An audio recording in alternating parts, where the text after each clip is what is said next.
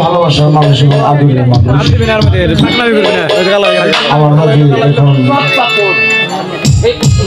হয়তো আধা ঘন্টার ভিতরে আমাদের মাঝে এসেছি আমার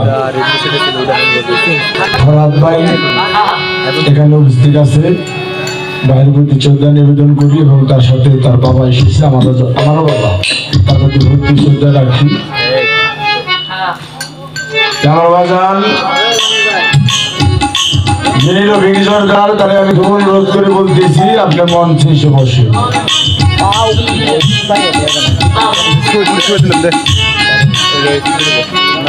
তবে একটা কথা, চমৎকার একটি পালা দিয়েছে গুরু এবং ভক্ত নবাব বেলায়েত হাসর কিয়ামত বাইদা বাইদা নারী পুরুষ জীব পরম, এই যতগুলা পালা আছে, এই যতটি পালা আছে সবথেকে বড় পালা কোনটা আপনারা কি জানেন? পঞ্চদেই আপনার কইতে তা হইল না। এই পৃথিবীতে সর্বোচ্চ একটা পালা আছে, একটা হইল আশা আর একটা হইল যাওয়া। এর উপরে কোনো পালা নাই। নবাব বেলায়েত হাসর কিয়ামত এগুলা পালা করা যায় যদি তত্ত্ব সংগ্রহ করা যায়,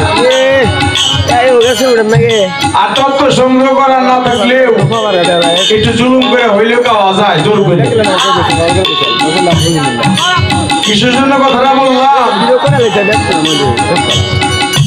বাজান যদি গুরু কর্ম না থাকে তার কখনোই গুরু বলা করা যায় না। গুরু জিনিসটা হইল অনেক বিশাল বস্তু। গুরু হইল একটা পাওয়ার, গুরু একটা নাম। গুরু দেহের ভিতরে অপ্রাকৃত একটা শক্তি। এখানে যারা আছে সকলে হইল আমার গুরু। প্রদীপের বাজান আমি গুরু না, তবে আপনাদের পক্ষে হয়তো দুই চারটি কথা বলতে যদি মালিকের করাই তাই করতে পারবো। আমার দয়াল বলছে কে জানো কথা বলেনি, কে জানো না। আর আমার দয়াল বলছে গান যে গাইতে জানে সে যেন গায়, আর যে গান যে শুনতে পারে সে যেন শুনি। আল্লাহ পাক পবিত্র কোরআন শরীফের মধ্যে বলেছে মালাকুল হায়াত আলু, যে নিজকে না চিনিল ওই মানুষটা চতুষ্প জানোয়ারের চাইতে খারাপ। ওই মানুষটা এই পৃথিবীতে শুধু আমরা এসেছি, আমাদের যে আল্লাহ পাঠাইলো, পাঠানোর একটা উদ্দেশ্য আছে না? উদ্দেশ্যটা হয়ে তার ইবাদত করার জন্য।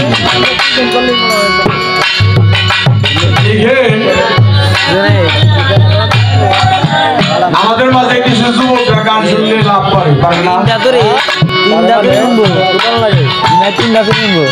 যুবকের সবচেয়ে বেশি ভালোবাসে, কারণ হইল 40 বছরের পরে যখন এই মানুষটা যাবে গা, তখন আল্লাহ তার ইবাদত পছন্দই করে। যৌবন বয়সে দেহের ভিতরে থাকে মাল, এই মালের ভিতরে রাখতে হয় তার খেয়াল, যেন কখনো এই ঘরে না ঢুকে শিয়াল। যাও বাংলাদেশের সুনাম ধন্য একজন গায়িকা, সকলেরই পরিচিত জনাবে বাতেন সরকার সাহেব, তার সুযোগ একজন ছাত্রী সোনালী সরকার, উনি গাবে ভক্তের অভিনয় করেন।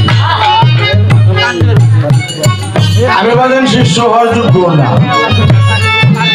আমাকে এমন একটা জায়গার ভিতরে ভালাইলো যে আপনাদের পক্ষে 200 কথা বলতে হবে। একটি গান শুনলাম সাধক সুশীলে,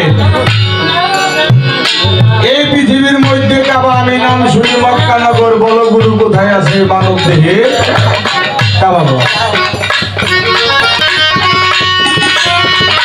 365 দিনে হজ হয় একদিন ওই মক্কা নগরে, কোন মাসের কত তারিখে হজ হয় মধ্যে কাবা।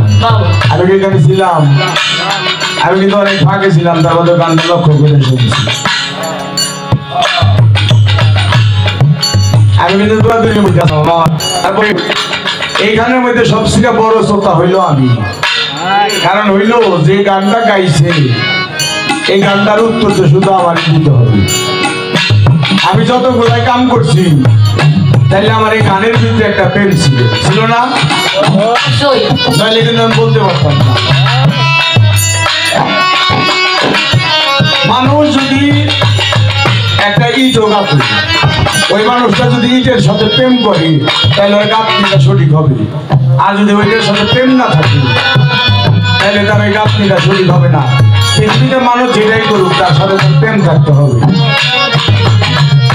গানটা শুনলাম মা প্রশ্ন করে গেছে, হ্যাঁ পথ চিনি না জায়গার সাথে, কেন বলে পথ চিনি না? আমার তো এলো সন্ধ্যার দিন আমি গান গাইছি, আমি সেই দেখি সব বিদেশি রে, আমার দেশের দেশি কেউ নাই, আমি কারো নৌকায় উঠব ভাবিতাম, আমার দিন গেল আমার তো এলো সুদীর বছর থাক পেলাম বাজান, এত সুন্দর একটা বিচ্ছেদ গান গাই বললাম আপনি এখন চুপ থাক।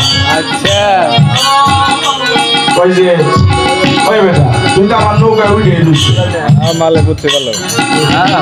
আমার নৌকার মধ্যে তুই উঠে দিচ্ছে, তারপর তো অন্য কোন নৌকায় উঠবে এটা বাপার নিচ্ছে আমার সামনে বসে, হ্যাঁ আমার তোর সামনে বসে দিচ্ছে, তুই তো কোন কামার মধ্যে ছিল? হ্যাঁ তোরা কাবা চিনে দিয়েছি, দেখে যাতে গান গায়ে বলে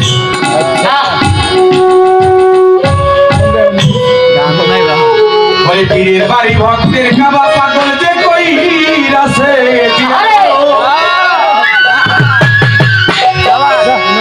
বাজার দেশে হয়ে আছে মানুষ প্রধান,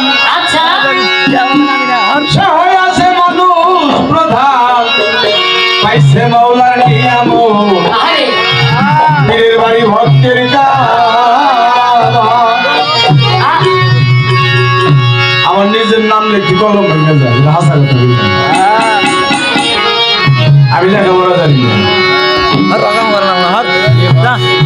ঢাকার মালিক সাহেব বলছে ও তোর হাদিস দলিল লাগবে না রে, তুই আগে গুরুর করণ কর মন্ত্রী, আমার কথা ধর একদিন ভিন দলিলে মুক্তি পাবি, আগে তোর এই দেহ দলিলটা রে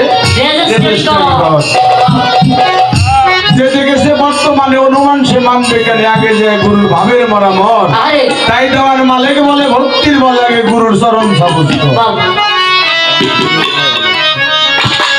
লেখাপড়া লাগে না,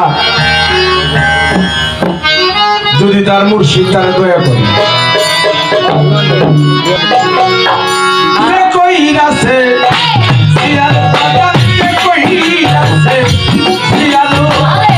সেই হয়ে আছে মানুষ প্রধান, সেই হয়ে